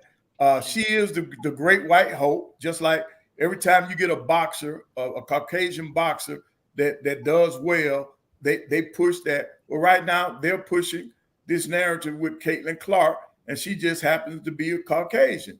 And so that and a lot of people are up in arms because they see it as a black-white issue, and it shouldn't be that.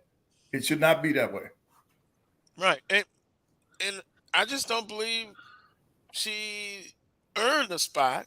Correct. To be on there just from pure basketball. They're better players. Her time will come. You know, 4 years from now, let's see if she will be on the Olympic team. I predict she will. Oh, yeah. She'll be on the next one. Yeah. See, the other thing is, too, that people are forgetting, she was not able to practice. The Olympic team, those women have been practicing.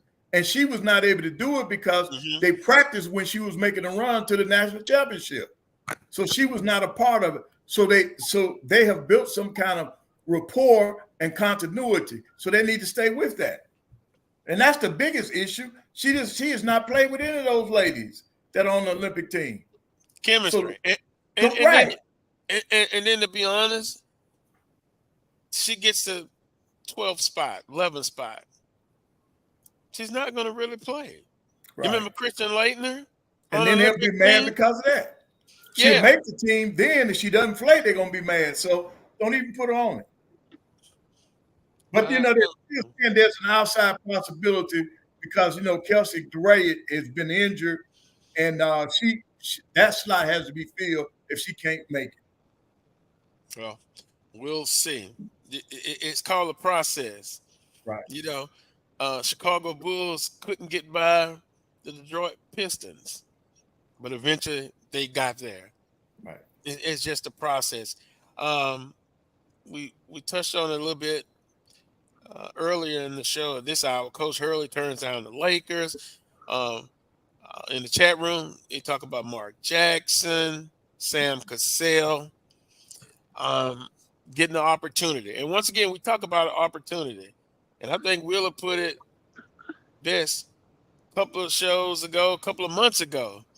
It's just disheartening when somebody who has paid the price, we heard that before, right? Has done his due diligence, has done everything that what everyone says is the proper thing to do, and don't get an opportunity, and somebody just gets pushed ahead of everybody else who didn't go through the process, but because of his namesake. JJ Redick at the Lakers, go ahead. I wish you would do it. Go ahead and do it. Put him on there. A guy with no coaching experience, none whatsoever. Basketball IQ, probably pretty good. Excellent podcast. But what does that say about the people who deserve the opportunity? I just won't understand it. I never will. And I think those kind of decisions is just flat out wrong. That's why you always hear me talk about, even on our level, coaches give an opportunity. Give it to them. Don't go for the splash, the diamonds. Because you still can find a diamond in quote-unquote rough. Yep. Anyway, I just don't understand. I really don't. But I'm just glad I'm a Miami Heat fan for life. and we won't have that kind of foolishness. Won't have that kind of circle. No, you won't. No, we won't. No, we won't. No. Got about 4 minutes left here. Once again, we appreciate everyone tuning in. But the WNBA, hey, it's probably the most popular it's ever been. Yeah. And not because of Clark only, but Angel Reese, she's come in and she just goes to work. Yeah. She goes to work. Now, she's outspoken, opinionated, Wheeler, but she also goes to work and she does the right thing. And so when we look at everything now, it's very popular, and that we see it now coming down on all levels. I saw a 16-year-old 6'6" young lady just balling. Oh my. A few years from now, she'll be the next great thing. But at the end of the day, guys, that foundation is still so important. The glam and the lights and the glitter, that's okay. But give me a good old solid person that's fundamentally sound and gets it done, puts on the hard hat, Wheeler, is a hardliner, goes to work, brings the lunchbox, hits the clock, puts in the 40 hours every week, never really misses a day. Mm-hmm. That's still worth something, in my opinion. Closing comments, Wheeler. I would like to throw a shout out to all the coaches who have mentored and taken care of young men over the years. In my life, I look at Jim Ward and James Welch and Bernard Bonds and Hornsby Howe from A&T, Jim Toon from A&T. All these folks saved my life. And, I've been giving back every day since then. And just a big shout out to all those coaches who have mentored these young men like myself and really helped them to grow and develop and become great young men. So happy Father's Day. Well said, Coach Pettaway. Yeah, well, I want to say Happy Father's Day to everybody, to all the fathers out there, and then also once again to the Doug Porter family, Coach Porter. Thank you, sir. Job well done. We love you, and we're thinking about his family. Charles, well, guys, I'm repping a Cardinals jersey right here. If you're in the Birmingham area, the Cardinals are playing the San Francisco Giants at the old Rickwood Park this week. And I think there's a lot of events surrounding that. So I'm representing my Cardinals and representing baseball. I've been to Rickwood. It's a wonderful ballpark, old nostalgia. So if you have an opportunity, if you're in Birmingham this week, check it out. And happy Father's Day to everybody out there. Yeah, happy Father's Day. And, you reflect on all the fathers. I look at Wheeler, Coach Pettaway, Charles, all the guys, my best friend. Father's Day is special. And for those who say, well, it takes two to make a family, you're absolutely right. And that's not to say that single parents can't get it done, because even mothers had to be fathers. But there's nothing like a father. And, I just take time to reflect on my father. Just an outstanding person. And if he wasn't my father, I still would feel the same way. What a great guy. He has journeyed from this life. And so I think about not only my father, but all the fathers on that special day tomorrow. But, Father's Day can be every day. Celebrate Father's Day, Mother's Day, Grandparents' Day, all, because in our culture, it is important. And we've kind of gotten away from that a little bit. Let's kind of get back to it. I want to thank Brian Fulford, everyone in the chat room, and keep the conversation going. As always, until next Saturday at 11 a.m. Central Standard Time, right here on the Black College Sports Network, the Carlos Brown Show. Until next time, as always, peace and God bless.